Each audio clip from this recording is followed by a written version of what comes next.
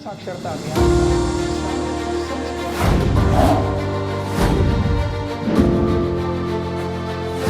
क्या कोरोना और वैक्सीन। नमस्ते कानपुर। विश्वास न्यूज के इस वेबिनार में मैं अमित शर्मा आप सभी का स्वागत करता हूं। जागरण न्यू मीडिया जागरण समूह का डिजिटल प्लेटफॉर्म है और विश्वास न्यूज इस परिवार का फैक्ट चेकिंग विंग जो प्रतिबद्ध है सच की पड़ताल के लिए। हम IFCN यानी कि इंटरनेशनल फैक्ट चेकिंग नेटवर्क से सर्टिफाइड हैं और हिंदी और इंग्लिश समेत 12 भाषाओं में फैक्ट चेक करने वाले प्रमुख मीडिया समूह हैं। सच के साथी कैंपेन के तहत हम पहले भी 2 बार देश के अलग अलग शहरों तक पहुंच चुके हैं, जहां हमने लोकसभा चुनाव और कोविड पैंडेमिक पर आप लोगों से बात की थी। मौजूदा समय में देशवासियों ने कोरोना से डटकर मुकाबला किया, लेकिन फेक न्यूज से भी उतना ही डटकर मुकाबला जरूरी है, क्योंकि कोरोना जितना ही घातक है उससे जुड़ी भ्रामक और गलत खबरों का ये पूरा जंजाल। वैक्सीन का भी सभी को इंतजार था, वैक्सीन आ भी गई है, लेकिन साथ ही सोशल मीडिया से लेकर तमाम जगहों पर कुछ भ्रम, कुछ अफवाहें, कुछ गलत जानकारियां भी शेयर होने लगी हैं। लिहाजा हम अपनी जिम्मेदारी को समझते हुए इन्हीं भ्रमों को दूर करने और फैक्ट आपके सामने रखने के लिए हाजिर रहते हैं। जागरण न्यू मीडिया के मीडिया लिटरेसी प्रोग्राम के तहत आज की वेबिनार IFCN के वैक्सीन ग्रांट प्रोग्राम के तहत हो रही है। अगर आप में से किसी का कोई सवाल हो जो वैक्सीनेशन से रिलेटेड हो, कोविड से रिलेटेड हो, तो आप हमारे एक्सपर्ट से पूछ सकते हैं। पूछने का तरीका है कि आप टेक्स्ट बॉक्स में लिखकर अपना सवाल पूछिएगा। हमारे होस्ट रहेंगे वो कोशिश करेंगे कि हमारे एक्सपर्ट से आपके सवालों को पूछने और आप तक जवाब पहुंचाने की पूरी कोशिश करें। हम वेबिनार्स में देश के जाने माने मेडिकल एक्सपर्ट्स को आपसे रूबरू कराते रहे हैं। आज भी हमसे बहुत खास मेहमान जुड़ रहे हैं, मैं उनका परिचय आपसे करा देता हूं। Next slide Ashish. Doctor Anant Parashar, MD internal medicine. Doctor साहब आपका बहुत बहुत स्वागत है। Doctor JS Kushwaha, professor medicine, GSVM medical college Kanpur. Doctor साहब आपका भी बहुत बहुत स्वागत। प्रमिला पांडे जी, मेयर कानपुर नगर। प्रमिला जी आपका बहुत बहुत स्वागत है। आपकी मुस्तैदी के हम कायल हो गए कि आप ठीक समय पर आप बिल्कुल वेबिनार में आ गई और पूरे उत्साह के साथ हमसे जुड़ी। बहुत बहुत स्वागत। अब मैं अपनी टीम से आपको रूबरू कराना चाहूंगा। आज की इस वेबिनार में मेरे अलावा उर्वशी कपूर, पल्लवी मिश्रा आपसे मुखातिब होंगी। अमीश राय प्रेजेंटेशन डेस्क संभाल रहे हैं। दैनिक जागरण के कानपुर संपादक जितेंद्र शुक्ला जी भी आपसे रूबरू होंगे। आप सभी का एक बार फिर से स्वागत। इस भूमिका के बाद एक अहम बात, वेबिनार के अंत में हम आपके साथ एक लिंक शेयर करेंगे। इस लिंक पर क्लिक करते ही आप आज की वेबिनार में की गई तमाम बातों का सार एक PDF के तौर पर देखेंगे। ये PDF आपको आपके दोस्तों, रिश्तेदारों और परिचितों से जुड़े WhatsApp ग्रुप में शेयर करनी है। वेबिनार के सर्टिफिकेट के लिए यह अति आवश्यक है।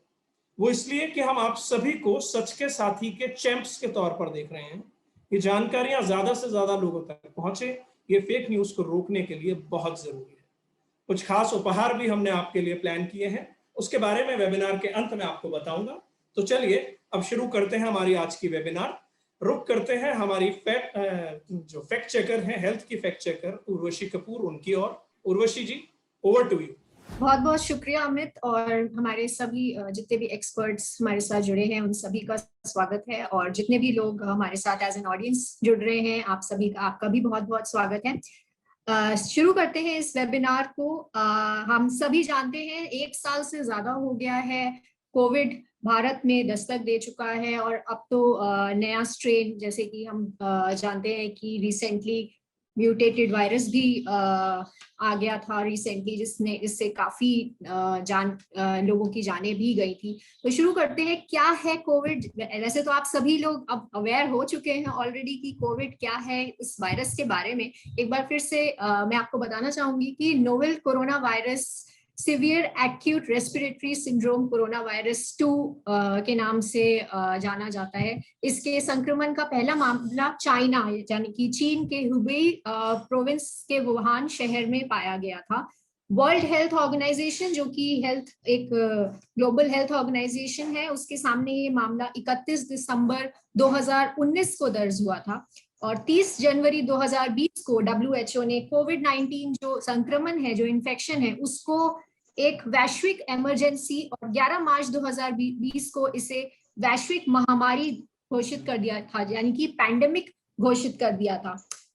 जैसा कि हम जानते हैं, कानपुर के दर्शक हमारे साथ जुड़े हैं, हमारी माननीय मेयर जुड़ी हैं कानपुर की, प्रमिला जी। इससे पहले कि मैं आगे सेशन को बढ़ाऊं, आज हम वैक्सीन के बारे में लोगों को अवेयर कर रहे हैं, कोरोना वायरस की से रिलेटेड हम बात करेंगे, चर्चा करेंगे। सो प्रमिला जी, इससे पहले कि मैं आगे बढ़ूं, मैं ये जानना चाहती हूँ आपसे, एक छोटा सवाल पूछना चाहती हूँ कि कानपुर में जो भी लोग हैं, कानपुर की जनता में वैक्सीन को लेके किस तरह का उत्साह है, आप प्लीज हमारे दर्शकों को बताएं।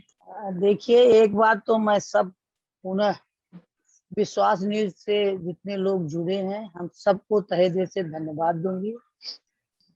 मैं आपको बताना चाहूंगी, जब शुरू में ये हुआ कि कोरोना आने वाला है, तो इसका ये हुआ कि पहले इसकी वैक्सीन बने।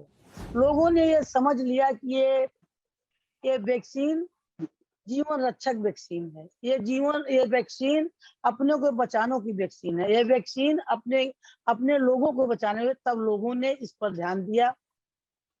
अब मैं आपको ये एकदम चैलेंज साथ बताना चाहती हूँ, पूरे देश में हमारा जो उत्तर प्रदेश है, उत्तर प्रदेश के हमारे जो सदैव मुख्यमंत्री जी हैं, उनके द्वारा जिस तरीके से अभियान चलाया जा रहा है वैक्सीन का, हर जगह लोग इतने उत्साहित हैं कि सब लोग वैक्सीन लगा रहे हैं। जी प्रमिला जी, बहुत बहुत शुक्रिया। और प्रमिला जी ने एक बहुत अच्छी बात की है कि जीवन रक्षक है वैक्सीन। तो जिनके मन में भी ये थोड़ा सा भी संदेह है कि वैक्सीन लगवाएं कि ना लगवाएं, उससे रिलेटेड कोई आप मिस इन्फॉर्मेशन या अगर पढ़ रहे हैं, तो प्लीज उसके बारे में हम अभी आगे चर्चा करेंगे कि वो भी आप कैसे जान सकते हैं कि क्या वो सही इन्फॉर्मेशन है या गलत इन्फॉर्मेशन है। तो जैसा कि प्रमिला जी ने बोला कि वैक्सीन को जरूर लगवाना चाहिए जिन्होंने अभी तक नहीं लगवाया, और जैसे उन्होंने बताया कानपुर में भी काफी लोगों को लग चुकी है, और जिनको अभी नहीं लगी है वो प्लीज आके लगवाएं। आई एम श्योर कानपुर में काफी सारे सेंटर्स होंगे जहां पे वैक्सीन लग रही है। So please don't miss your dose and do get the jab.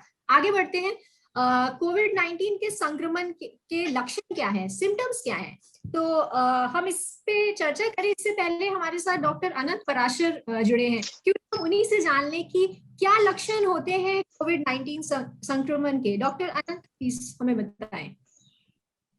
Hello Rishi ji, first of all thank you so much, आप लोगों ने मुझे यहाँ इनविटेशन दिया और अपने व्यूज एक्सप्रेस करने का मौका दे रहे हैं।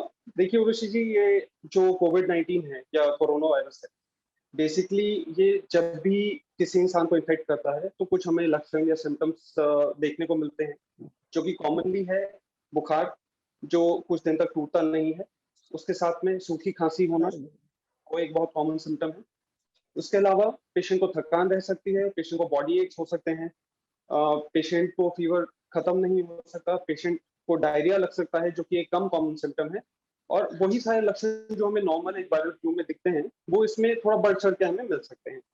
एंड इट डिपेंड्स कि इन्फेक्शन जो है वो माइल्ड है, मॉडरेट है या सिवियर है, उसका ग्रेड क्या है, एंड उसी हिसाब से सिम्टम्स बढ़ या घट। जी अनंत जी, बहुत बहुत शुक्रिया हमें बताने के लिए। इसी बात को एक बार हम अपने स्लाइड के माध्यम से बता देते हैं दोबारा से, जो भी अनंत जी ने बताया कि आम लक्षण होते हैं बुखार, सूखी खांसी, थकान, और कम लोगों में जैसे माइल्ड सिम्टम्स, किसी में जो वायरस है सबकी बॉडी में अलग अलग रिएक्ट कर सकता है। जैसे किसी को गले में दर्द हो सकता है, खराश हो सकती है, कंजक्टिवाइटिस हो सकता है, गैस्ट्रो इश्यूज हो सकते हैं, स्टमक में इंफेक्शन हो सकता है, सिर दर्द हो सकता है, loss of taste, loss of smell हो सकता है। बट जरूरी नहीं है सबको एक जैसे सिम्टम्स हो, और किसी को जिसको ज्यादा सीवियर प्रॉब्लम है उनको ब्रेथलेसनेस यानी कि सांस लेने में कठिनाई हो सकती है, सीने में दर्द हो सकता है, बोलने या घूमने फिरने की क्षमता में थोड़ी कमी आ सकती है। तो सब डिफरेंट लोगों में डिफरेंट सिम्टम्स देखने को मिले हैं, जैसा कि अभी डॉक्टर अनंत ने बताया। मैं डॉक्टर अनंत जी से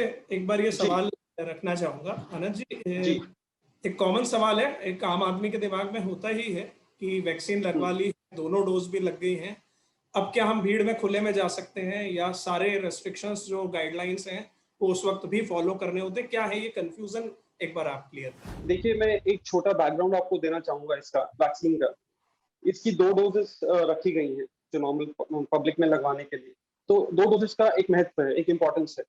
जो फर्स्ट डोज है वो बॉडी को प्राइम करता है, वो इंट्रोड्यूस करता है एक वायरस के एलिमेंट को, ताकि उसको बॉडी पहचाने और उसके अगेंस्ट एंटीबॉडीज बनाना शुरू कर सके, राइट।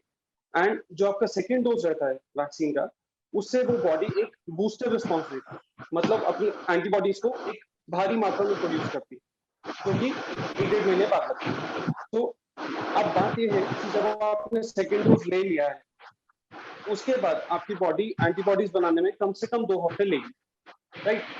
तो 2 हफ्ते होने के बाद आप ये नहीं सोच सकते कि अब मैं बिल्कुल इम्यून हो चुका हूँ या इम्यून हो चुकी हूँ corona. This is not the case. आपकी बॉडी ने एंटीबॉडीज बनाने शुरू किए हैं, लेकिन वो, इसका मतलब ये नहीं आप बाहर निकल जाएं बिना मास्क के ना वायरस को कॉन्ट्रैक्ट करते, बिल्कुल भी नहीं। बात सीधी सी है, 2-3 हफ्ते गुजर जाने के बाद भी after the second dose you need to be careful. आपको अपना प्रिकॉशंस पूरे लेने हैं, डबल मास्क लगाना है बाहर जाते हैं तो, N95 हो सके, प्रोटेक्टिव मास्क हो सके, जैसा भी जो भी आपके पास अवेलेबल है, और आपको सारे प्रिकॉशंस लेने। भीड़ भाड़ में जाना अवॉइड करना है, उसका कोई मतलब नहीं बनता है कि मेरे को वैक्सीन लग गई है कि अब मैं भीड़ में निकल जाऊं, तो it doesn't make any sense. आपको तब भी उतना ही ख्याल रखना है, उतना ही प्रिकॉशन रखना है। आपको इन्फेक्शन तब भी हो सकता है, लेकिन बस फर्क ये होगा कि आपकी बॉडी ने, आपके पास एंटीबॉडीज ऑलरेडी हैं, तो आपकी बॉडी को वायरस से लड़ने में तब बहुत आसानी होगी। लेकिन still I will repeat again, इसका मतलब ये नहीं आप भीड़ भाड़ में निकल जाएं और इन्फेक्ट होकर वापस आए, क्योंकि ध्यान रखिए आपके घर पे भी ऐसे लोग होंगे जिनको किसी वजह से वैक्सीन नहीं लग पाई, तो आप स्टिल उनको ट्रांसमिट कर सकते हैं अगर आपको बीमारी ना भी हो तो। It is very important to be very careful even after the second. जी, आगे बढ़ती हूँ। बहुत बहुत शुक्रिया आनंद जी हमें इस सवाल का जवाब देने के लिए। कोविड-19 संक्रमण के बचने के कुछ उपाय, जैसे कि अभी आप अपनी स्क्रीन पे देख पा रहे हैं, और बीच बीच में हम डॉक्टर से भी सवाल पूछ रहे हैं, जो भी हमारे मन में क्वेश्चन है, जो भी हमारे मन में क्वेरी है कोविड वैक्सीन से रिलेटेड या कोविड से रिलेटेड। सो किसी कार्यक्रम या भीड़भाड़ वाली जगहों पर जाने से बचे, किसी बाहरी शख्स के नजदीकी संपर्क से बचे। ये पिछले 1 साल से हम सब जान रहे हैं, हम सब एक सोशल डिस्टेंसिंग का पालन भी कर रहे हैं और हमें आगे भी करना है। कोविड के केसेस फिर से एक बार कम होने शुरू हो गए हैं, लेकिन हमें अभी भी सावधानी उतनी ही बरतनी है। वैक्सीन लगने के बाद भी हमें वही जो भी प्रिकॉशंस हम पहले से फॉलो कर रहे थे, वो हमें आगे भी फॉलो करने हैं। अपने हाथ अच्छे से धोने हैं साबुन और पानी से। अगर आप बाहर हैं, हाथ नहीं धो पा रहे तो सैनिटाइजर, अल्कोहल बेस्ड सैनिटाइजर जरूर यूज करें। खांसते और छींकते समय अपनी मुंह और नाक को जरूर ढके टिश्यू पेपर से, और उस टिश्यू पेपर को डस्टबिन में जरूर डिस्पोज करें, ना कि आप इधर उधर रख दें।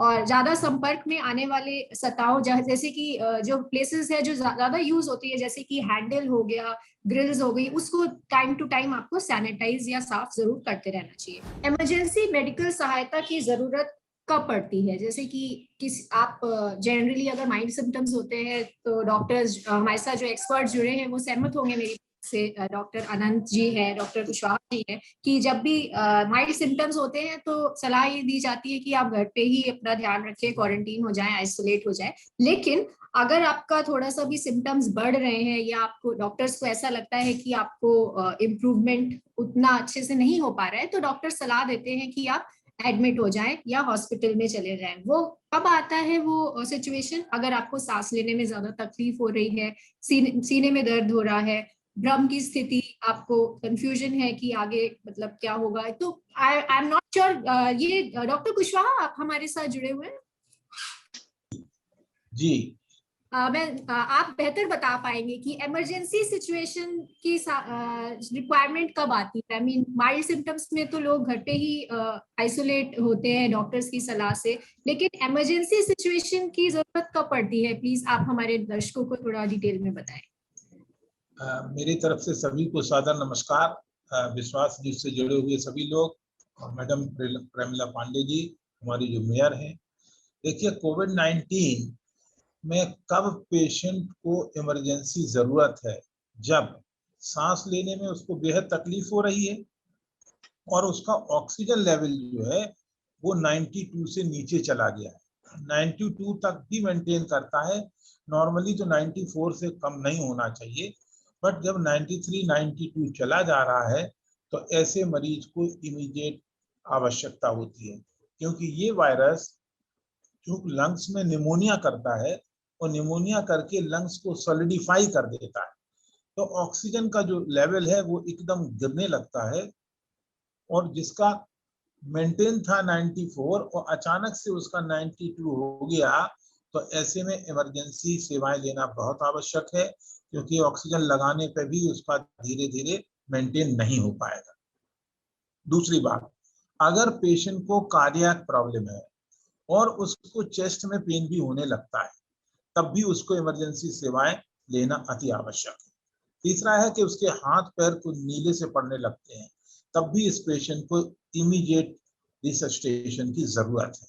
जी बहुत बहुत शुक्रिया डॉक्टर कुशवाहा जी, आपने हमें काफी अच्छे से बताया, हमारे सवाल का जवाब दिया। आगे बढ़ते हैं, कोरोना वायरस कोविड-19 वायरस म्यूटेशन। सो वायरसों के रूप समय के साथ बदलता रहता है, जैसे कि अभी हमने रिसेंटली देखा सुना कि कोविड वायरस में म्यूटेशन हुआ। जब वायरस खुद को रेप्लिकेट करता है तो इसमें कुछ बदलाव भी होते हैं, इसे म्यूटेशन कहा जाता है। एक या अधिक म्यूटेशन के नए वेरिएंट्स भी कहा जाता है इसको।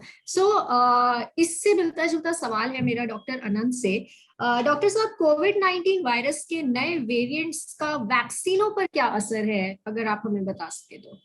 जी देखिए उर्वशी जी, बात ये है कि जो लास्ट ईयर हमारे पास कोविड-19 का वेरिएंट था, ये वैक्सीन उनको ध्यान में रखते हुए बनाई गई थी।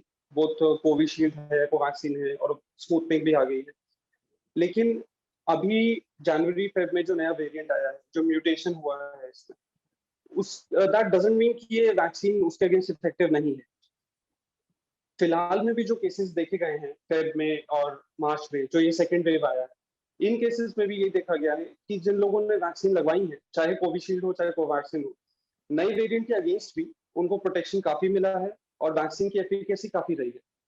तो ऐसा बिल्कुल नहीं माना जा सकता कि म्यूटेशन हुआ है स्ट्रेन में तो वैक्सीन जो बनी है वो इफेक्टिव नहीं है उसके लिए।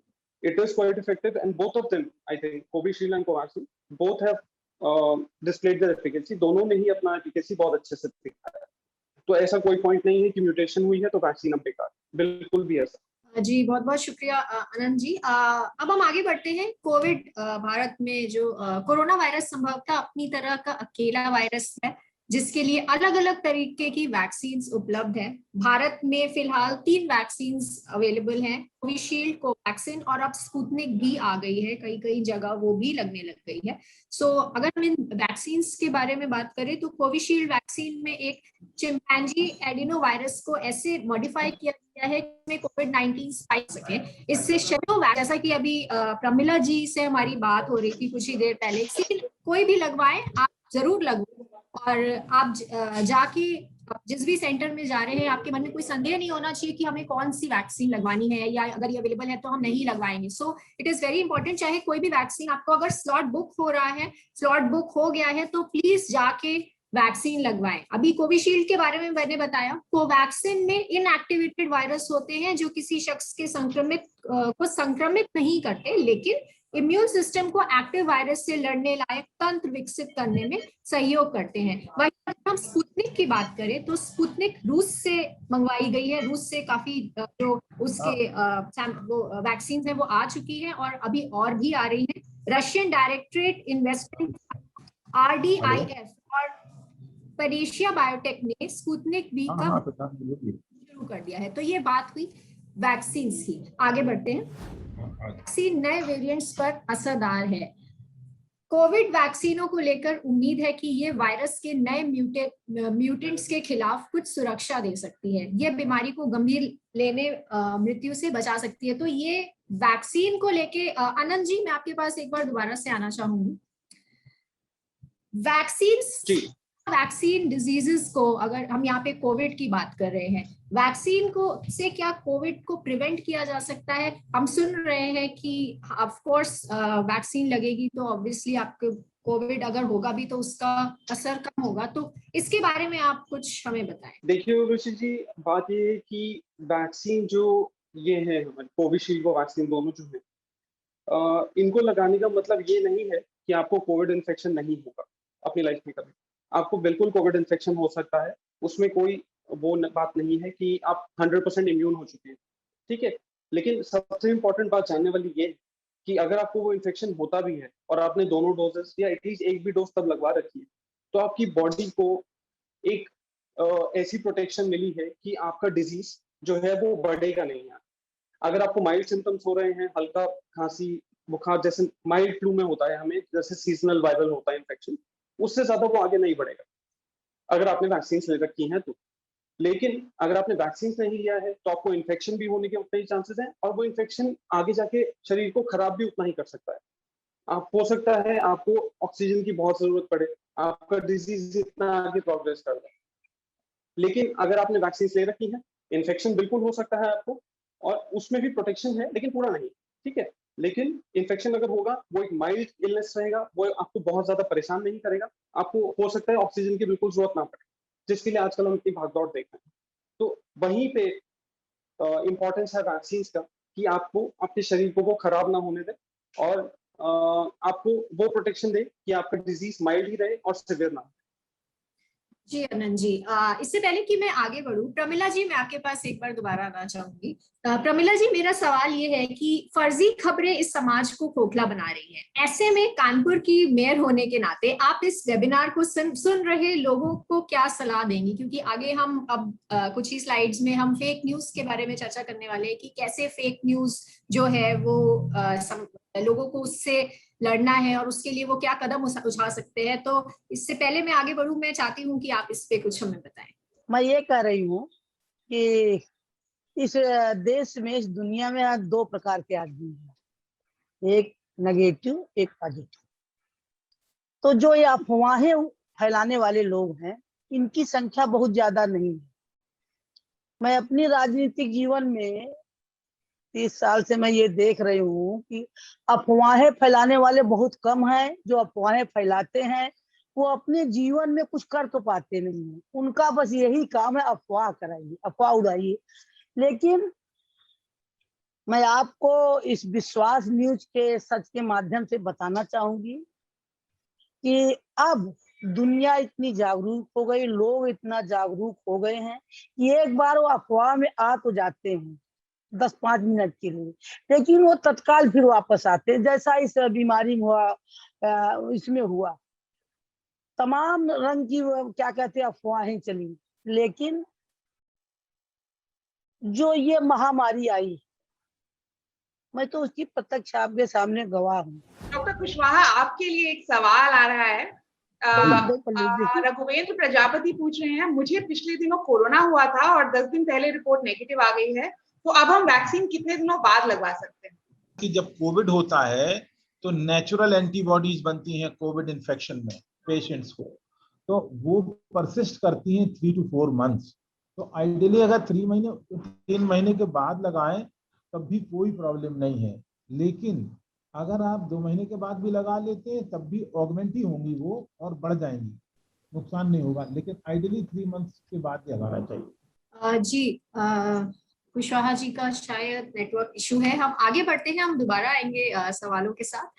DRDO की दवा, कोरोना दवा 2G, आपने भी सुना होगा इस दवा के बारे में। सो भारत ने कोरोना मरीजों के लिए इलाज के लिए 2G दवा लॉन्च की है, जो कि हाल ही में लॉन्च हुई है। इस दवा का नाम 2-deoxy-D-ग्लूकोज यानी कि 2G है, और ये माना जा रहा है कि ये दवा जो कोरोना वायरस से इन्फेक्टेड मरीज है या पेशेंट्स है, उनको ठीक करने में कुछ हद तक मददगार होगी, साबित होगी, और उनके ऑक्सीजन जो सैचुरेशन है उसको भी इम्प्रूव कर सकती है।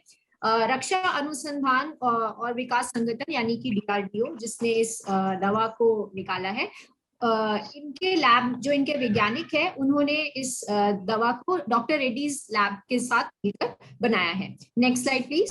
आमतौर पर पूछे जाने सवाल, इन सवालों का ऑलरेडी हम अपने डॉक्टर से ऑलरेडी डिस्कस कर चुके हैं। एक बार ब्रीफ में मैं दोबारा से बताना चाहूंगी, जस्ट इन केस किसी ने मिस कर दिया हो, सो दैट उनको एक बार दोबारा से इसके बारे में पता चल जाए। कोविड-19 यदि एक शख्स से दूसरे शख्स तक फैलता है तो वो कैसे फैलता है, ये हम आपको ऑलरेडी बता चुके हैं कि मींस रेस्पिरेटरी, अगर कोई छींक देता है या खांस देता है तो रेस्पिरेटरी जो ड्रॉपलेट्स है उससे फैल सकता है। आप किसी संक्रमित व्यक्ति के संपर्क में आते हैं तो उससे, अगर आप अगर आपने मास्क ठीक से नहीं लगाया या अगर आपने हाथ ठीक से नहीं धोए हैं उससे भी फैल सकता है। अगर किसी सतह को आप टच कर लें जो कि इन्फेक्टेड किसी पर्सन ने टच के रेस्पिरेटरी ड्रॉपलेट्स है उस पे, उससे भी हो सकता है। तो बहुत जरूरी है आपको छोटी छोटी बातों का ध्यान देना, सारे प्रिकॉशंस जरूर ले।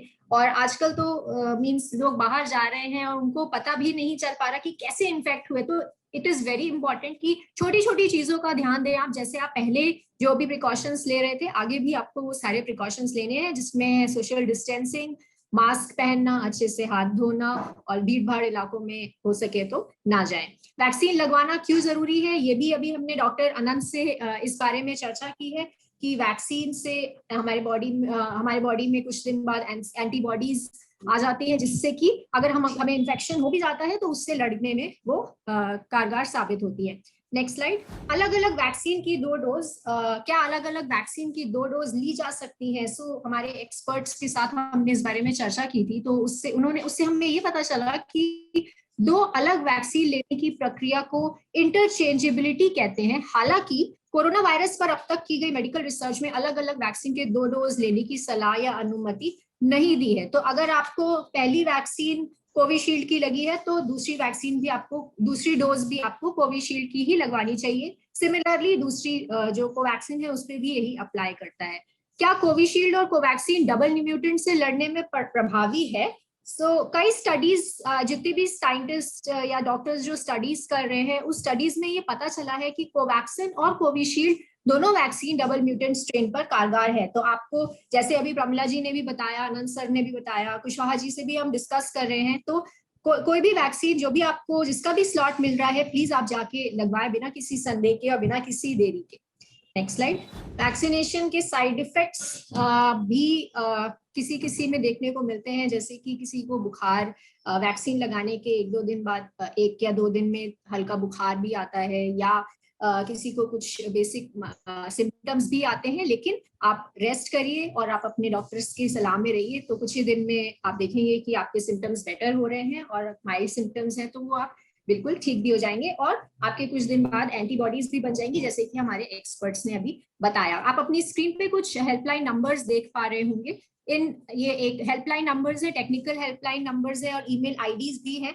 अगर आपको वैक्सीनेशन सेंटर, वैक्सीन लगवाने के बाद अगर आपको कोई दिक्कत आ रही है तो आप इन नंबर्स पे भी संपर्क कर सकते हैं, और वो आपको बेहतर सलाह दे पाएंगे कि आपको क्या करने की जरूरत है।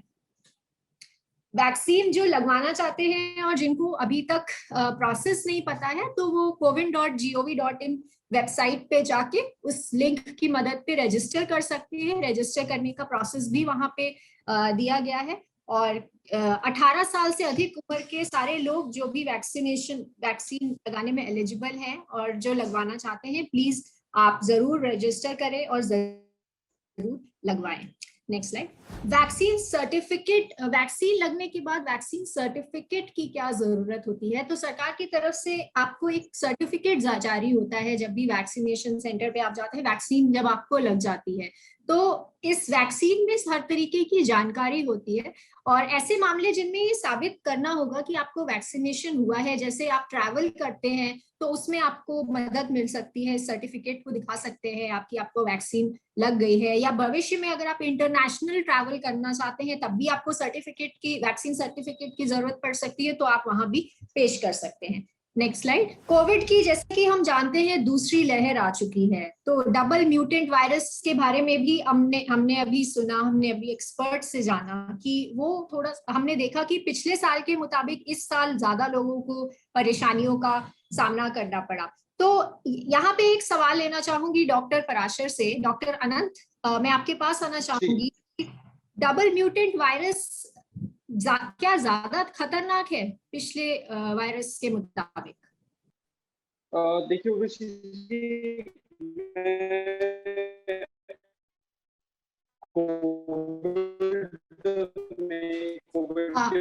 आनंद जी, आपका नेटवर्क 1-1.5 साल से अब देख रहा हूँ यहाँ पे केसेस का एक्सप्लोजन हुआ था। तो लास्ट ईयर जो ये वेरिएंट आया था उसमें क्या हुआ था कि ज्यादातर केसेस बहुत माइल्ड थे, लोगों में जो बीमारी हो भी रही थी वो बहुत ज्यादा नहीं थी। उसमें ऑलमोस्ट 85% केसेस में बहुत ही माइल्ड इलनेस था, खांसी, बुखार, जुकाम, और वो धीरे धीरे अपने आप खत्म हो जाता है।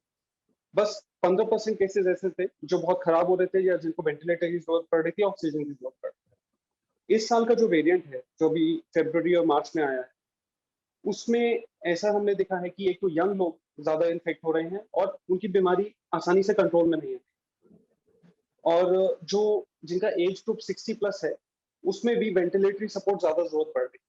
तो मतलब डेफिनेटली ये जो नया स्ट्रेन है, ये जो म्यूटेट हुआ है स्ट्रेन, ये इन्फेक्टिविटी भी ज्यादा कर रहा है और इसमें आपका मोर्टालिटी रेट, मतलब लोगों का बीमार पड़ना और ज्यादा मौतें होना, ये भी ज्यादा देखा जा रहा है। डेफिनेटली लास्ट ईयर का जो स्ट्रेन था वो बहुत माइल्ड था, वो इसके मुकाबले हार्डली कुछ भी था, बट इस स्ट्रेन ने हमारे हेल्थ केयर सिस्टम पे बहुत ज्यादा दबाव डाला है। बहुत केसेस ऐसे हैं जो ज्यादा बीमार हो रहे हैं और जिनको ज्यादा ऑक्सीजन की और वेंटिलेटर्स वगैरह की जरूरत पड़ती है। तो definitely this strain is much more dangerous, ज्यादा खराब। जी, अब हम बात करते हैं ब्लैक फंगस। रिसेंटली हमने सुना कि ब्लैक फंगस के केसेस आने लग गए हैं। सो क्या है ये ब्लैक फंगस, इसके बारे में हम जानेंगे। इससे पहले मैं ये कमान सौंपना चाहूंगी मेरी सहयोगी पल्लवी मिश्रा को। वो आपको आगे की जो पीस सेशन है उसके बारे में आपको बताएंगी। Pallavi, over to you. Thank you so much Urvashi. इससे पहले कि हम आगे बढ़ें, क्योंकि ब्लैक फंगस को लेकर, येलो फंगस को लेकर, व्हाइट फंगस को लेकर काफी लोगों में जानने की इच्छा है, क्योंकि ज्यादातर कवरेज मिल रहा है इस बीमारी को। डॉक्टर पराशर, हमारी जनता जानना चाहेगी कि black fungus, white fungus, yellow fungus, specially black fungus को लेकर काफी भ्रम है लोगों में। तो ब्लैक फंगस के बारे में आप डिटेल में समझाइए कि क्या है और किस तरह के लोग इसकी चपेट में आते हैं। देखिए, ब्लैक फंगस को हम, ये कोई नया चीज नहीं है, ठीक है। इसको म्यूकोरमाइसीटीज ग्रुप ऑफ फंगाई होते हैं, और ये बीमारी जो है, जो ये बीमारी करता है म्यूकोरमाइकोसिस, ये सदियों से चलता है। जब से मेडिकल प्रोफेशन है तब से ये बीमारी है। This is nothing very new, alright. तो बात ये होती है कि जो डायबिटिक्स होते हैं, जो हाइपरटेंसिव होते हैं, या जिनकी इम्यूनिटी बहुत कम हो जाती है, या जिनको किसी को क्रॉनिक किडनी डिजीज है, या कोई ऐसी दवाइयां खा रहा है जो इम्यूनोसप्रेसेंट्स हैं, उसकी इम्यूनिटी को कम रखते हैं। जैसे ट्रांसप्लांट पेशेंट्स है, किसी का किडनी ट्रांसप्लांट हुआ है, किसी का हेपेटिक ट्रांसप्लांट हुआ है, तो ये लोग ऐसी दवाइयां खाते हैं जिससे इनकी इम्यूनिटी कम रहती है। तो जब भी शरीर की इम्यूनिटी कम होती है, तो ये जो फंगस होते हैं, फंगाई होते हैं, ये इन्फेक्शन करने का आसान रास्ता ढूंढ लेते हैं शरीर, इनको एंट्री मिल जाता है। तो दिस इज नथिंग न्यू। अब क्या हो रहा है कि जैसे मैंने बताया कि इस साल का जो स्ट्रेन है वो बहुत ज्यादा पोटेंट है लास्ट ईयर स्ट्रेन के कंपैरिजन। तो अभी हमें पेशेंट्स को स्टेरॉइड्स भी ज्यादा देना पड़ रहा है, अभी हमें उन्हें एंटीबायोटिक्स पर भी ज्यादा रखना पड़ रहा है, जिसकी वजह से धीरे धीरे शरीर की इम्यूनिटी थोड़ी डाउन होती है, बिकॉज स्टेरॉइड्स का काम है लंग्स की इन्फ्लेमेशन को कम करना, जो कि बहुत जरूरी है इस डिजीज को ठीक करने के। लेकिन at the same time steroids immunity भी कम करते हैं बॉडी का, इन्फेक्शन से लड़ने की जो हमारी ताकत है उसको कम करते हैं।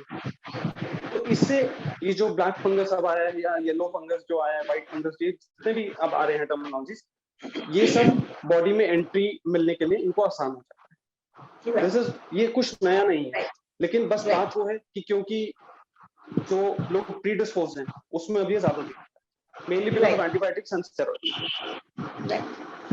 Doctor Parashar, thank you so much. हमारी स्लाइड में भी वही लिखा था जो डॉक्टर पराशर ने बताया। ब्लैक फंगस कोई नई बीमारी नहीं है, इम्यूनिटी कम होने के कारण लोगों को अपनी चपेट में ले लेता है ब्लैक फंगस। हाईली डायबिटिक या सर्जरी से नए नए उभरे लोगों को ये बीमारी इफेक्ट करती है। स्लाइड्स पे आगे बढ़ते हुए आशीष, नेक्स्ट स्लाइड प्लीज। अब वैक्सीन को लेकर काफी दुष्प्रचार हो रहा है। वैक्सीन के बारे में बहुत बात की, मेरे कलीग्स ने बताया कि वैक्सीन लेने का सही तरीका क्या है, किस किस तरह की वैक्सीन मार्केट में उपलब्ध है, और क्यों आपको देरी नहीं करनी चाहिए बिल्कुल भी वैक्सीन लगवाने में। ऐसे में कुछ जो दुष्प्रचार किया जा रहा है वैक्सीन को लेकर, उनमें से कुछ एग्जाम्पल्स हैं। जैसे कुछ लोग कह रहे हैं कि नपुंसकता आ जाती है वैक्सीन लगवाने से, या महिलाओं में बांझपन आ जाता है, वो मां नहीं बन पाती, या ये कहा जा रहा है कुछ जगह कि ये जनसंख्या को नियंत्रण करने की एक सरकार की साजिश है। सभी अफवाहें हैं। हमारे एक्सपर्ट पैनल भी इसका, जब भी हमारी सेक्रेटरी बात होती है उनसे, वो इनका खंडन करते रहते हैं। हमारे फैक्ट चेक्स में भी हम ऐसे कोर्स इनके डालते रहते हैं। तो ऐसी अफवाहों पर कभी भी यकीन ना करें, और ना ही ऐसी अफवाहों को फैलाने में मदद करें। नेक्स्ट स्लाइड प्लीज आशीष।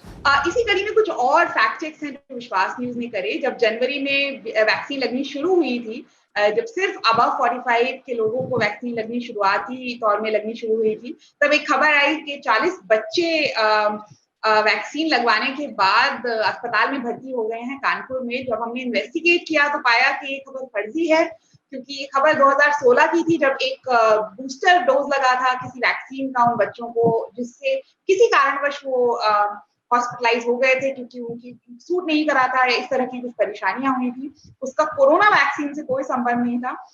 ऐसी एक हॉस्पिटल की तस्वीर को शेयर करके क्या कहा गया कि वैक्सीनेशन के स्पॉट पर हमला हुआ है और लोग लगवाना नहीं चाहते हैं वैक्सीन। तो लोगों में इससे भी भ्रांत रहता है कि क्यों नहीं लगवाना चाहते थे, क्या हुआ था ऐसा। तो ऐसा कुछ भी नहीं हुआ था, पुरानी तस्वीर थी, किसी और चीज को लेकर हिंसा हुई थी वहां पर, जिसको अब का बताकर शेयर किया गया। रेमडेसिविर इंजेक्शन को लेकर भी काफी अफवाहें उड़ाई गई, सस्ते में मिल रहा है, इस पोर्टल पे मिल रहा है, और इससे लोगों की जानकारियां इकट्ठी की गई जिनका उन्हें कोई भी उपयोग नहीं मिला हुआ, और लोग काफी इसके झांसे में आए थे, और हमने इस पर भी एक फैक्ट चेक किया था। ये भी कहा गया कि वैक्सीनेशन के बहाने सरकार लोगों का डेटा इकट्ठा कर रही है, वो भी काफी फर्जी खबर थी, हमने इसको भी डिबंक किया था। ऐसे में जब आप समझ गए हैं कि वैक्सीनेशन जरूरी है, टीकाकरण जरूरी है, और आप ये भी जानते हैं कि आसपास दुष्प्रचार फैला हुआ है, ऐसे में कुछ एग्जाम्पल तो मैंने आपको बता दिए, पर आप खुद जो नई तरह के भ्रम फैलाए जा रहे हैं, अफवाहें फैलाई जा रही हैं, उनको आप खुद कैसे जांचेंगे। एज अ फैक्ट चेकर मैं आपको सारे फैक्ट चेक शायद ना करके दे पाऊं, पर मैं आपको ये जरूर बता सकती हूँ कि आप खुद कैसे फैक्ट चेक कर सकते हैं। छोटी छोटी चीजों का आप ध्यान रखें और आप खुद एक फैक्ट चेकर बन सकते हैं। जैसे जरूर समझें फैक्ट्स का महत्व, चाहे भले ही आप शेयर कर रहे हो कुछ या लिख रहे हो, या किसी को भी आपको कहीं से भी कोई ईयर टू ईयर जानकारी मिली और किसी को बता रहे हैं, तो उसे जरूर चेक करें।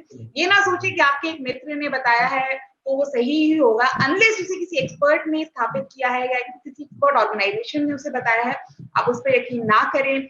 सही जानकारी लें, सही सोर्स से जानकारी लें। कि यदि डॉक्टर पराशर कुछ कह रहे हैं, डॉक्टर कुशवाहा कुछ कह रहे हैं, तो वो एक मेडिकली सिग्निफाइड पोस्ट है या मेडिकली उसको जांचा गया है, या वो कोई मेडिकल एक्सपर्ट बता रहे हैं, तो उस पर आप भरोसा कर सकते हैं। और कोई नॉन मेडिकल व्यक्ति अगर कोई मेडिकल एडवाइस देता है तो उस पर संदेह करना आम सी बात है। रिसर्च को भी रिसर्च करें। यदि किसी ने कहा है कि ये देखिए ये WHO कह रहा है कि फॉर एग्जांपल यदि आपके पास कोई पोस्ट आती है कि नींबू खाने से कोरोना वायरस मर जाता है, ये WHO ने कहा है, तो आप WHO की वेबसाइट पर जाके देखिए कि क्या WHO ने ऐसा कुछ कहा है। हालांकि जो बात मैंने कही ये बिल्कुल फर्जी है, बेईमानी है, WHO ऐसा कह ही नहीं सकता है, पर फिर भी आप जरूर जाकर WHO किसी भी सोर्स को, यदि कहा गया कि विश्वास न्यूज ने कहा है तो आप विश्वास न्यूज पर जाकर उसे चेक करें कि क्या विश्वास न्यूज ने सच में ऐसा कुछ कहा है या नहीं। इसी तरह ये भी बहुत जरूरी है जानना कि यदि किसी ने कुछ लिखा है तो वो ओपिनियन है या फैक्ट है।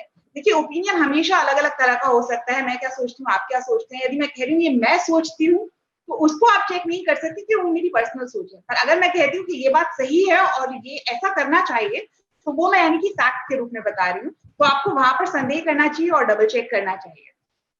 मैसेज का सोर्स या स्रोत को जरूर जांचें। जैसा मैंने आपको पहले भी बताया कि कहाँ से पोस्ट जनरेट हुई है, किस चीज को कोट किया गया है, वो जानना बहुत जरूरी है। तो बहुत छोटी छोटी कुछ तरीके हैं जिनका हम आपको आगे समझाएंगे, और आप खुद भी छोटी छोटी चीजों को फॉलो करते हुए फैक्ट चेक कर सकते हैं।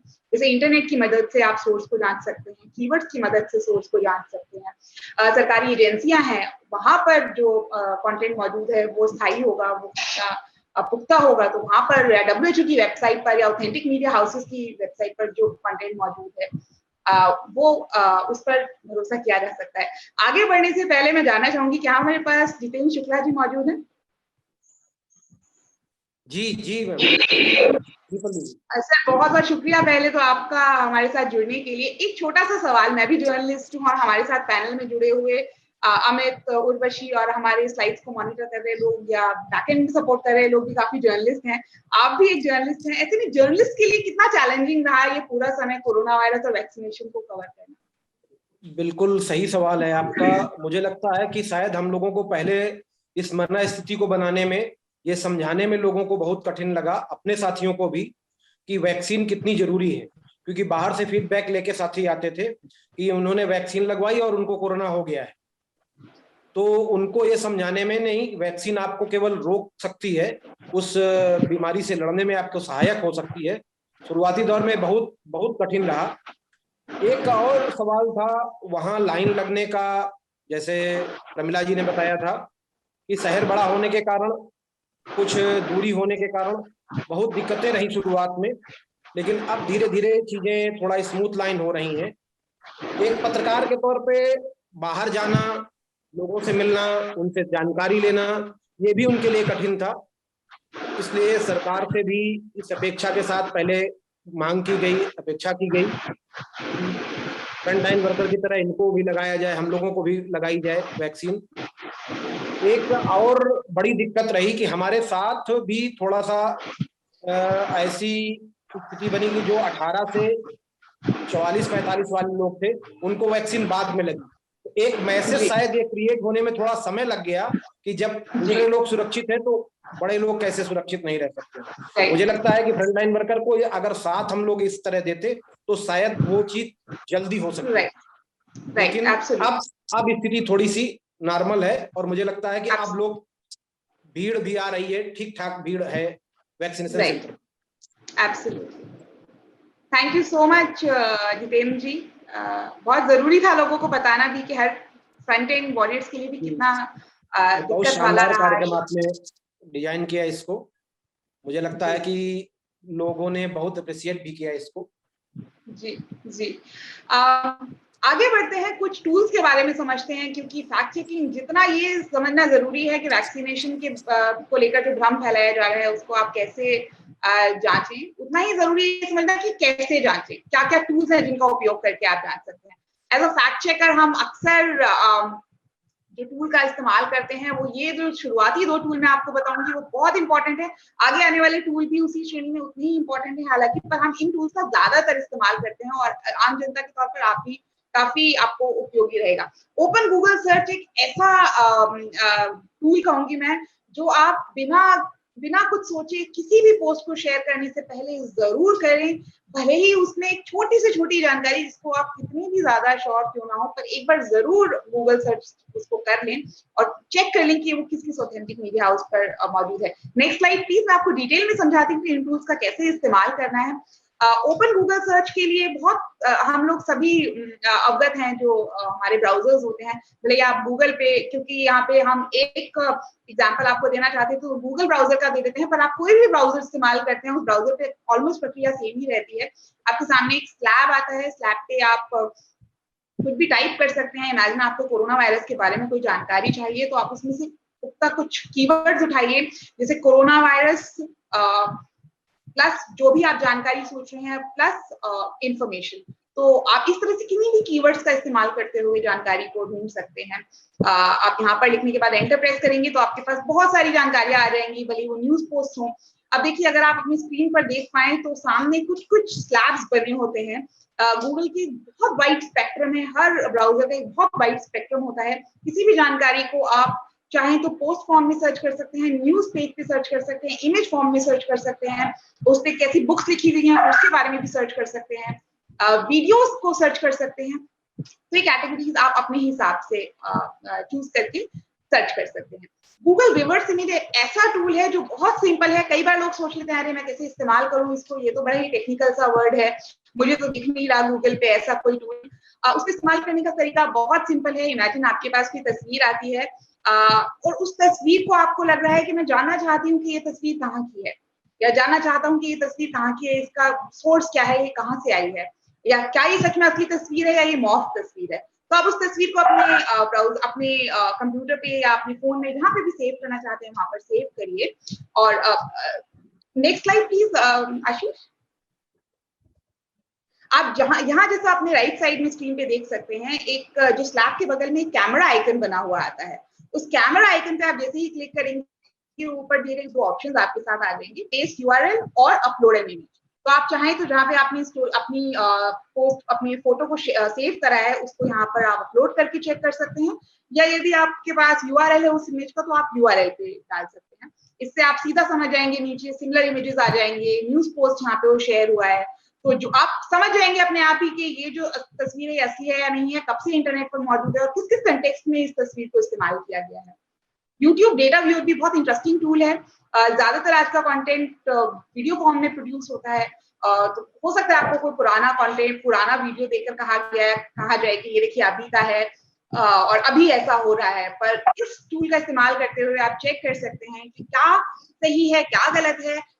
उस जो भी वीडियो की बात हो रही है वो यूट्यूब पर कब अपलोड हुआ था, कैसे अपलोड, किस आईडी से उसे अपलोड किया गया था, और उसके बारे में सारी जानकारी आप यूट्यूब डेटा व्यूअर पर देख सकते हैं। थोड़ी सी शॉर्टकमिंग इस पर्टिकुलर टूल की ये है कि यहाँ पे आपको सिर्फ यूट्यूब से रिलेटेड ही डिटेल्स मिलते हैं, बाकी किसी और वीडियो प्लेटफॉर्म पे नहीं मिलते हैं। इनबिट टूल वीडियो को जांचने का एक बहुत ही इंटरेस्टिंग तरीका है। इनपुट क्या करता है, जैसे मैंने आपको बताया, हम रिवर्स इमेज तो बहुत ज्यादा इस्तेमाल करते हैं, पर वीडियो पे आप रिवर्स इमेज कैसे इस्तेमाल करेंगे? तो आप इनबिट टूल की मदद से कुछ स्क्रीन ग्रैब्स निकाल सकते हैं, स्क्रीन की स्क्रीनशॉट, वीडियो की स्क्रीनशॉट्स ले सकते हैं, जिससे आपको रिवर्स इमेज सर्च करने में आसानी होगी, आप समझ पाएंगे कि क्या सही है क्या गलत है। यहाँ से आपको थंब इमेजेस भी मिल जाते हैं। आप चाहे तो मैग्नीफाई करके भी देख सकते हैं वीडियोस को, वीडियो के स्क्रीन ग्रैब्स को। एडवांस ट्विटर सर्च कर सकते हैं, यूट्यूब सर्च कर सकते हैं, मेटा डेटा सर्च भी आप यहाँ से कर सकते हैं। हालांकि पर्सनली मैं कहूंगी इनबिट टूल का मेटा डेटा सर्च उतना अच्छा नहीं है। अगर आपको मेटा डेटा सर्च ही करना है तो आप एग्जिट डेटा व्यूअर का इस्तेमाल करें। एग्जिट डेटा व्यूअर को इस्तेमाल करना भी उतना ही आसान है जितना यूट्यूब डेटा व्यूअर को। एक वेबसाइट है exitdata.com। अच्छा, इसकी एक लिमिटेशन ये है कि यदि आपके पास सोशल मीडिया पर फोटो आता है तो उस पर ये उतना अच्छा काम नहीं करेगा। आपके पास जो तस्वीर होनी चाहिए वो ओरिजिनल होनी चाहिए। यानी कि यदि इमेजिन आपके किसी दोस्त ने आपको कोई तस्वीर सोशल मीडिया पर अपलोड करके कहा है कि ये देखिए ये यहाँ की तस्वीर है, तो आप अपने दोस्त को कहिए कृपया ये तस्वीर मुझे ड्राइव पे भेजिए, और आप उस ड्राइव पे जब उसको मंगाएंगे तो उसका मेटा डेटा इंटैक्ट रहेगा। ऐसे में आप जब जो ड्राइव से अगर आप तस्वीर को यहाँ पर अपलोड करते हैं तो उसकी सारी जानकारी, जैसे कि वो किसने क्लिक करी, किस समय क्लिक करी, किस डिवाइस से क्लिक की गई, वो सारी जानकारी आपको यहाँ पे मिल जाएगी। बहुत ही इंटरेस्टिंग टूल है ये, और फैक्ट चेक इंडस्ट्री में इसका बहुत बड़ा काम रहा है। आई होप ये आप लोगों को इंटरेस्टिंग लगा होगा ये फैक्ट चेक का छोटा सा class. Now I want to hand it over to Amit Sharma, my colleague, for the rest of the slide. जी पल्लवी, मैं आगे बढ़ूं और बहुत जरूरी हिस्से पर आऊं, उससे पहले उर्वशी के पास चलते हैं। उर्वशी कुछ कहना चाह रही है। हमारे दोनों डॉक्टर साहब से भी मेरा निवेदन है, कई सवाल भी हैं लोगों के, इसलिए अभी आपके पास अब उन सवाल के साथ आएंगे। उर्वशी। बहुत बहुत शुक्रिया अमित, और पल्लवी आपका भी बहुत बहुत शुक्रिया। आपने काफी अच्छे से हमें एक्सप्लेन किया जो भी फैक्ट चेकिंग से रिलेटेड महत्वपूर्ण बातें थी, या कोविड वैक्सीन से रिलेटेड हमने चर्चा की। इससे पहले कि हम आगे बढ़े और इंटरेस्टिंग एक्टिविटी पर आए, उससे पहले जो हम ऑलरेडी डिस्कस कर चुके हैं, 3 बातों का बहुत हमें ध्यान देना चाहिए। इससे पहले कि मैं उन इम्पोर्टेंट पॉइंट्स पर आऊं, एक एग्जाम्पल शेयर करना चाहूंगी। एक पोस्ट काफी वायरल हो रही है रिसेंटली, हम देख भी रहे हैं रिसेंटली, जैसे कोविड के केसेस बहुत बढ़े, ऑक्सीजन की रिक्वायरमेंट काफी बढ़ गई। ऐसे में ही एक खबर वायरल हो रही थी जो कि विश्वास न्यूज की टीम ने भी देखी, और हमें भी काफी लोगों ने भेजा उसको डिबंक करने के लिए। तो वो खबर ये थी कि पीपल का पेड़ जो होता है उसमें ये बोला गया था कि ऑक्सीजन की कमी की पूर्ति करने के लिए कुछ आप क्या कहते हैं कि पीपल के पेड़ के नीचे बैठ जाए, उससे ऑक्सीजन सैचुरेशन इंक्रीज हो जाएगा। लेकिन ये एक मिस इन्फॉर्मेशन थी, ये एक फेक न्यूज थी। विश्वास न्यूज की टीम ने इसको डिबंक किया एक्सपर्ट्स की मदद से, डॉक्टर्स की सलाह लेके। इनफैक्ट हमने फॉरेस्ट डिपार्टमेंट में भी संपर्क किया और उन्होंने भी बोला कि ऐसा कुछ भी नहीं है। जब अगर आपको मेडिकल ऑक्सीजन की रिक्वायरमेंट है तो, या आपकी ऑक्सीजन 95% जो 95 सैचुरेशन लेवल, मतलब 95 एंड 95 अबव सैचुरेशन लेवल ठीक माना जाता है। अगर उससे कम हो रही है तो अपने डॉक्टर की सलाह ले। ऑक्सीजन सिलेंडर या ऑक्सीजन कंसेंट्रेटर के मीडियम से ही आप ऑक्सीजन की पूर्ति करें, या जो भी मेडिसिन अवेलेबल है, एक्सपर्ट्स हमारे बेहतर जानते हैं। तो ये एक खबर थी जो हमने डिबंक करी थी कि पीपल के पेड़ पे ऑक्सीजन की कमी पूरी हो सकती है। ये एक फेक न्यूज थी, और अगर आपके पास भी ऐसी कोई खबर आई है तो प्लीज उस पर विश्वास ना करें। और कोई भी संदेह है तो आप जानते हैं कि आपको विश्वास न्यूज के व्हाट्सएप नंबर पे आप भेज सकते हैं और हम आपको डिबंक करके बताएंगे। सो ये एक फेक न्यूज का एग्जांपल था जो मैं शेयर करना चाहती थी, क्योंकि अभी रिसेंटली हमने फेक न्यूज फैक्ट चेकिंग पे चर्चा की है। इसके बाद 2 बातों पे आते हैं, 2 बहुत इंपॉर्टेंट, ऑलरेडी हम इस बारे में बात कर चुके हैं, लेकिन एक बार दोबारा से मैं उसको रिआइट्रेट करना चाहूंगी। कि भारत में 3 तरीके की वैक्सीन्स जो हैं वो अवेलेबल हैं, जो अभी लग रही हैं। पहले मैं आप सबसे पहले बताना चाहूंगी कोविशील्ड वैक्सीन के बारे में, जो कि ऑक्सफोर्ड एस्ट्राजेनेका पीएलसी ने बनाई है, डेवलप की है, और भारत में सीरम इंस्टीट्यूट ऑफ इंडिया उसको मैन्युफैक्चर कर रहा है। कोविशील्ड अवेलेबल है, स्लॉट्स अवेलेबल है, तो जिन्होंने नहीं लगवाई है प्लीज आप बुक करवाइए। मतलब नाम से नहीं कि कोविशील्ड है वही लगवानी है, जो भी आपको वैक्सीन मिल रही है, चाहे कोविशील्ड है, कोवैक्सीन है, स्पुतनिक है, तो वो आप लगवा सकते हैं। दूसरी, अभी मैंने आपको कोविशील्ड के बारे में बताया, दूसरी वैक्सीन है कोवैक्सिन। वो इंडिया की इंडिजीनियस कोविड-19 वैक्सीन है, जो कि भारत बायोटेक ने बनाई है इन कोलैबोरेशन ICMR, जो कि Indian council of medical research है, और national institute of virology NIV है। और तीसरी है स्पुतनिक, जो रशिया की वैक्सीन है, और भारत में उसके वायल्स अवेलेबल है, कुछ जगह पे वो लगनी भी शुरू हो चुकी है। तो इन 3 वैक्सीन के बारे में मैं आपको दोबारा से एक बार बताना चाहती थी। और थर्ड मोस्ट इंपॉर्टेंट थिंग, जब भी आप वैक्सीन लगवाना चाहते हैं, सबसे पहले आप उसको कोविन ऐप पे जाके रजिस्टर करिए। स्टेप्स है, और रजिस्टर आप अच्छे से जाके रजिस्टर करिए, फॉलो करिए, तभी आप जाके वैक्सीन लगवाइए। नहीं तो आप 18 साल से ऊपर है तब भी आपको रजिस्टर करना है, 45 प्लस है तब भी आपको रजिस्टर करना है। कुछ केसेस में वॉक-इन्स 45 प्लस में हो रहे हैं, लेकिन बहुत आप अगर रजिस्टर करवा के जाएंगे तो बेहतर होगा, क्योंकि आपको स्लॉट मिल जाएगा और आपका टाइम भी वेस्ट नहीं होगा। So it is very important and very mandatory to register. आप 18 प्लस है या 45 प्लस है, 45 प्लस के लिए जैसे मैंने आपको बताया walk in is available in some centres, लेकिन आपको स्टिल अगर आप रजिस्टर करा के जाएंगे तो आपके लिए बेहतर होगा। सो ये 3 चीजें मैं आपके साथ शेयर करना चाहती थी। अगेन मैं अब हैंड ओवर करना चाहूंगी अमित को। Amit, over to you. Thank you Urvashi. उम्मीद है साथियों आप सभी आज इस 1 घंटे जो हम पिछले जुड़े 12:30 से और 1:30 बजे, इसमें फेक न्यूज का सामना करने की जंग में आप अपने आप को एक कदम आगे पा रहे होंगे। पर यह काम यहीं खत्म नहीं होता। मेरे साथी अभी इसी वक्त आप जिस व्हाट्सएप ग्रुप पे हमसे जुड़े हुए हैं उसमें एक लिंक आपको शेयर कर रहे हैं। इस लिंक को क्लिक जैसे ही आप करेंगे एक PDF आपके सामने खुलेगी और अच्छा खासा एक मजमून आपको सामने नजर आएगा उस PDF में, जो अभी 1 घंटे में हमने आपसे बातें की, या आपके जो ढेरों सवाल थे, लगभग उन सभी सवालों का जवाब जो डॉक्टर्स ने दिया, ये जो सवाल नहीं शामिल हो पाए उन सभी सवालों का जवाब उस PDF में हमने समाहित करने की कोशिश की है। अब जो आगे का काम बनता है वो काम ये बनता है कि आप कम से कम 10 व्हाट्सएप ग्रुप में आप इन्हें शेयर कीजिए, अभी कीजिए। क्यों कीजिए? उसका कारण है कि हम जब तमाम, जैसा आज इस वेबिनार में भी चर्चा हुई कि भाई नेगेटिव लोग, पॉजिटिव लोग सब है, जब अच्छी बात हमारे सामने आए तब हम उसे आगे क्यों ना बढ़ाएं। तो ये वक्त है ये अच्छी जानकारी आपसे जुड़े लोगों को शेयर करने का। आप इसे शेयर जैसे ही कर दें, हमारी आपसे रिक्वेस्ट है कम से कम 10 व्हाट्सएप ग्रुप में तो आप शेयर करें। हमारा सर्टिफिकेट का एक क्राइटेरिया भी है।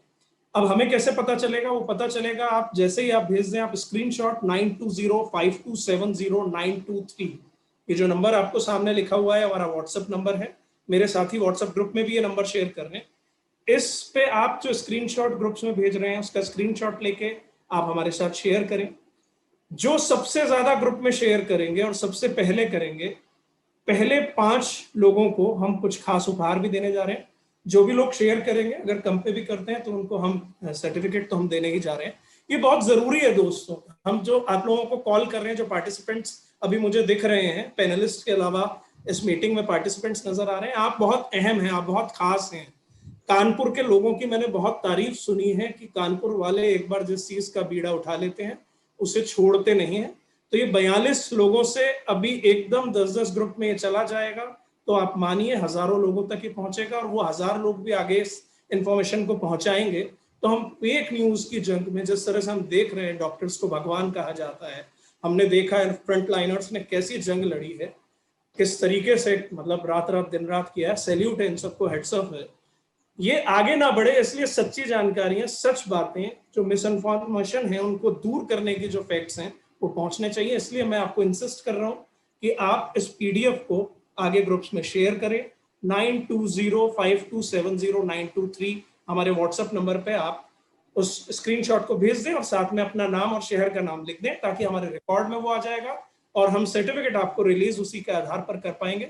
और पहले 5 सबसे ज्यादा, सबसे तेज रहने वाले जो हमारे चैंप्स हैं उनके लिए कुछ विशेष उपहार भी आपको। अगर किसी को तकलीफ है व्हाट्सएप में तो आप हमारे साथियों से संपर्क करें, आप सुन रहे हैं, वो आपको ईमेल के जरिए भी ये पीडीएफ आप तक पहुंचा देंगे। मुझे लगता है पल्लवी कुछ सवाल हमें अभी दोनों डॉक्टर्स यस एब्सोल्युटली आगे हैं जी। मैं एक सवाल डॉक्टर अनंत आपसे भी और खुशवाहा जी आपसे भी दोनों से एक सवाल पूछना चाह रहा हूँ। बहुत पीड़ा है मुझे इस बात की और फक्र भी है, दोनों साथ में है कि कितनी मतलब ये कहें कि कितनी हार्ड ड्यूटी, कितनी टफ ड्यूटी आप डॉक्टर्स ने की है। मैं पहले भी आपको हेड्स ऑफ कह चुका हूँ विश्वास न्यूज़ समय समय पर जब भी हम लोगों से रूबरू होते हैं डॉक्टर्स को जरूर इस बारे में कहें। आप दोनों से मेरा ये सवाल है कि इस पैनिक में, इस जब लोगों का इलाज सबकी उम्मीदें डॉक्टर्स हैं, आप अपने आप को कूल रखने के लिए क्या करते हैं? एक जनरल सवाल के साथ अनंत जी पहले आपके पास आ रहा हूँ, खुशवाहा जी आपके पास। अनंत जी देखिए कूल रखने के लिए तो क्या ही कहें, एक्चुअली पहले मैं एक लास्ट ईयर पे गवर्नमेंट सेटअप में काम कर रहा था और मैं प्राइवेट में, तो गवर्नमेंट सेटअप में तो जो भी हम लोगों का टीम होता था, मैं सीनियर रेजिडेंट था, मेरे पोस्ट ग्रेजुएट्स थे, फिर इंटर्न्स थे, बाकी लोग जो भी पैरामेडिकल स्टाफ था, हम लोग अपने आप को एक ही चीज याद दिलाते थे कि हमें बस अपना काम करना है। अगर हम डर के बैठ गए या हम ये सोचने लग गए कि हमें कुछ हो गया तो हम ना पेशेंट्स देख सकते हैं ना अपना काम ठीक से कर पाएंगे। हमारे दिमाग में एक ही चीज थी कि हमें बस अपना काम करना है, हमें जितना हो सके पेशेंट्स के लिए बेनिफिशियल जो भी ट्रीटमेंट है हमें वो देना है, जितने लोगों को हम बचा सकते हैं पूरे जद्दोजहद से, जितनी मेहनत करके हमें वो बचाना। एक बार भी मैंने अपनी टीम से भी यही कहा कि एक बार भी अपने मन में मत लाना कि अगर मुझे कुछ हो गया तो मैं मर जाऊंगा, मेरी फैमिली को कुछ हो जाएगा। अपने प्रिकॉशंस पूरे लो, अपने किट्स पहनो, अपना ग्लव्स पहनो and do whatever you can. अपनी इम्यूनिटी, जनरल इम्यूनिटी अच्छी रखो तो ही हम काम अपना ठीक कर पाएंगे। बाकी चीजें यही हैं कि घर पे अपने घर वालों के साथ जितना हो सके खुशी खुशी रहिए एंड पॉजिटिव थॉट्स दिमाग में रखिए, बस यही है जी। थैंक यू अनंत जी। मैं फिर आप सभी पार्टिसिपेंट से कह रहा हूँ कि आप ग्रुप्स में से शेयर करना शुरू कर दीजिए। डॉक्टर साहब जो बोल रहे हैं वो आप साथ साथ सुन भी पाएंगे। किसी को कोई तकलीफ आ रही हो तो आप चैट में लिख के, या ग्रुप में भी कोई सवाल, कोई शेयरिंग में दिक्कत आ रही हो तो। तब तक डॉक्टर खुशवाहा जी मैं आपके पास आना चाह रहा हूँ। बहुत ही हेक्टिक शेड्यूल, सबकी उम्मीदें आप लोगों के ऊपर, ऐसे में कहते हैं ना कि इस हेक्टिक उसमें दिमाग को शांत रखना भी जरूरी है, खुद को मुस्कुराते रहना भी जरूरी है। उसके लिए आपने क्या वो कौन सी तरकीब है जो अपनाए रखे? इसके बाद मेरा एक और सवाल होगा कुशवाहा, डॉक्टर कुशवाहा आपसे, तो पहले अमित के सवाल का जवाब दीजिए, उसके बाद मैं सवाल पूछती हूँ। देखिए ऐसा है कि ये वैश्विक महामारी है और हमारे देश में भी इसी तरीके की चीज चल रही है। हम डॉक्टर्स लोग जो हैं इस बात को जब भी हम डॉक्टर बनते हैं प्लेज करते हैं कि हम अपने मरीजों के हित में जो भी बेस्ट हो सकता करेंगे।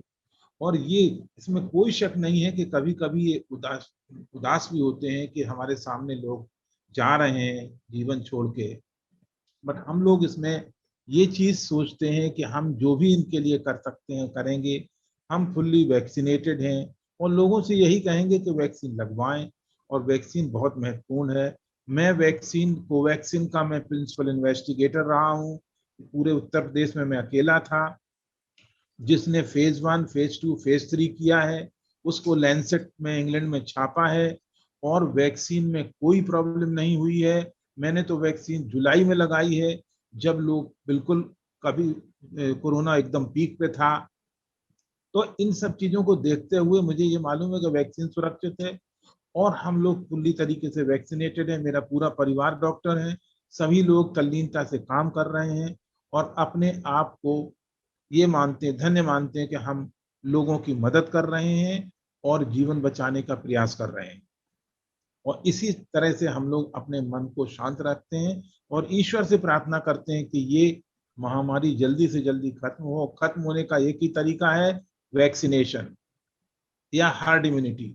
जब लोगों में 90% लोगों में हर्ड इम्यूनिटी हो जाएगा तब ये जाएगा, या वैक्सीनेशन। तो हमारे पास वैक्सीन है, वैक्सीन ही लगवाना सबसे महत्वपूर्ण चीज है और लोगों को आगे आना चाहिए। कोई भी भ्रांति या भ्रम नहीं रखना चाहिए।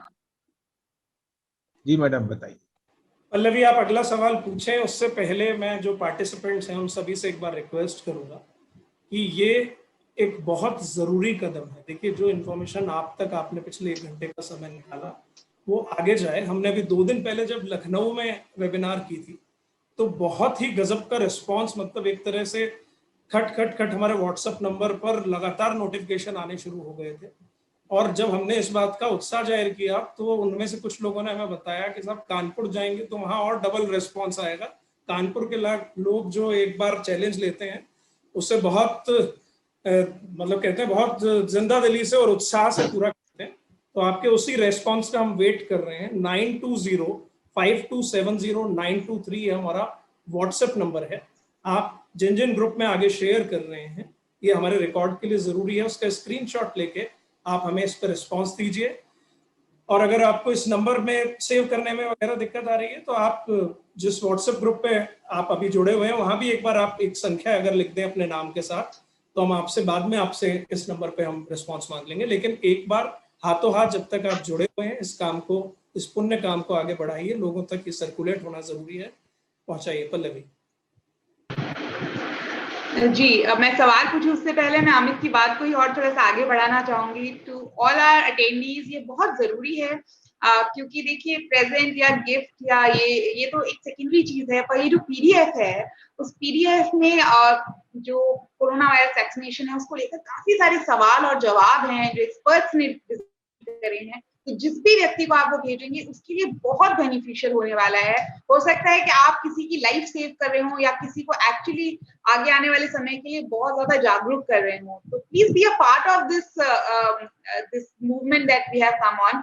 हमारे साथ हमारे इस मुहिम का हिस्सा बनिए और उस पीडीएफ को ज्यादा से ज्यादा लोगों के साथ शेयर करिए। यदि आप हमारे साथ उसको शेयर करेंगे स्क्रीनशॉट को तो हमें भी पता लगेगा कि आपने जागरूक होकर लोगों को भी जागरूक किया, तो हमें भी उत्साह मिलता है इस चीज से। पर ज्यादा जरूरी है उस पीडीएफ को ज्यादा से ज्यादा लोगों तक पहुंचाना। तो प्लीज डू दैट और हमें भी बताइए कैसा रिस्पांस आया और किस किस के साथ आपने शेयर करा।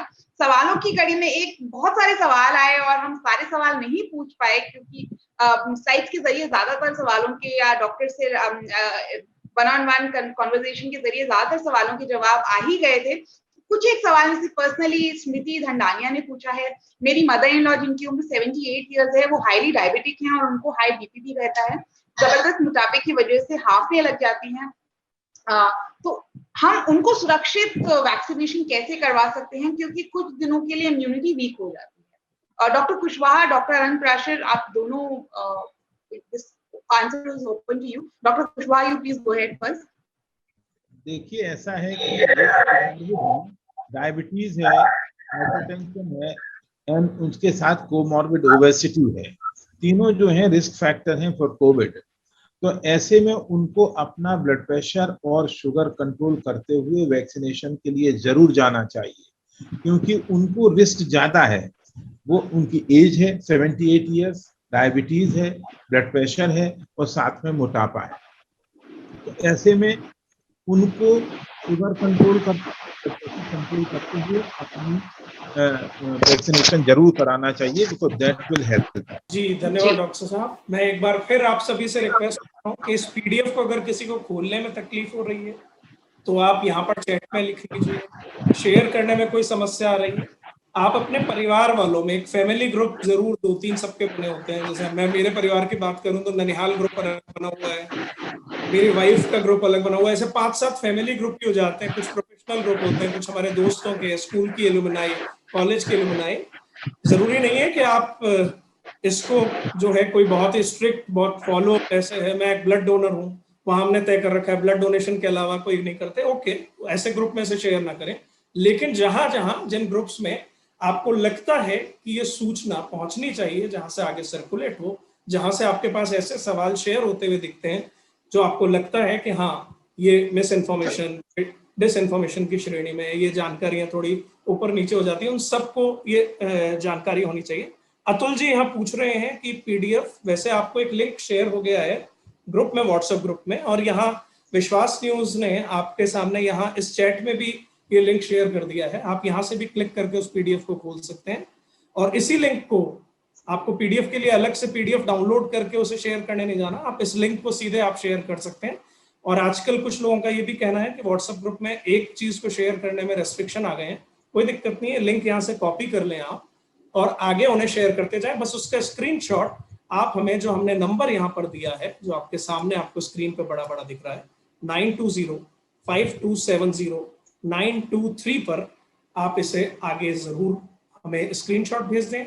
आपका नाम, धन्यवाद अतुल जी, आपको ये मिल गया है, बस फटाफट से शेयर कर दीजिए। अभी 40 लोग मुझे पार्टिसिपेंट्स अभी इस वक्त नजर आ रहे हैं इस मीटिंग के अंदर, हम पैनलिस्ट के अलावा। रेस्पॉन्स आपका, मतलब जिसे कहते हैं ना, जो कानपुर के बारे में जो मैंने सुना है वैसा ही रेस्पॉन्स आपका मिले। पल्लवी ने ठीक कहा कि सर्टिफिकेशन एक जरूरी चीज है, उपहार सिर्फ प्रोत्साहन के लिए वो जरूरी नहीं है, इन्फॉर्मेशन आगे पहुंचे, आपके परिवार, आपके दोस्तों, आपके रिश्तेदारों तक पहुंचे, तो हमें ये खुशी होगी कि आपने जो मिलके 1 घंटा हमने एक सही सकारात्मक चीज पे लगाया है वो आगे पहुंचे, यही खत्म ना हो जाए। डॉक्टर पराशर, इससे पहले कि हम इस वेबिनार को संपन्न करें, बहुत सारे सवाल आए हैं पर ब्लैक फंगस को लेकर, क्योंकि पहले भी आपने स्लाइड्स के दौरान बताया था, तो ऐसे में लोग जानना चाहते हैं क्या शुरुआती सिम्टम्स होते हैं, इससे पहले कि वो आइडेंटिफाई कर पाए कि नाक कुछ, मतलब कि उनको नाक में प्रॉब्लम है, आंख में प्रॉब्लम, उससे पहले क्या शुरुआती सिम्टम्स हैं जहाँ से वो डिटेक्ट कर सकते हैं और अपना इलाज शुरू करवा सकते हैं? जी देखिए, ये जो म्यूकोरमाइकोसिस है या ब्लैक फंगस, इसको अब मीडिया में बता रहे हैं, ये बहुत आपका कोविड की बीमारी के दौरान भी हो सकता है और उसके बाद ठीक होने के बाद भी ये आ सकता है शरीर में। तो बेसिकली सिम्टम्स आपके रहेंगे या तो ऐसा हेडेक, सर में दर्द जो जा नहीं रहा हो आसानी से और बढ़ रहा हो, या नाक में से पानी आए, या फिर कानों में दर्द हो, कानों से कोई डिस्चार्ज हो, थोड़ा पानी निकले, या फिर आंखों में दर्द, आंखों से पानी बहना, आंखों में जलन होना। ठीक है, तो ये सारे जो सिम्टम्स हैं, अगर ये आपके नॉर्मली 1-2 दिन में ठीक नहीं हो रहे हैं और ये बढ़ते जा रहे हैं, ठीक है, आपका सर का दर्द बढ़ता जा रहा है, तो ये साइंस हो सकते हैं कि आपको फंगल इन्फेक्शन हुआ है, फंगल साइनोसाइटिस हुआ है। तो तब इसकी जांच पड़ताल कराना, सीटी स्कैन कराना, टीएमएस का बहुत जरूरी है।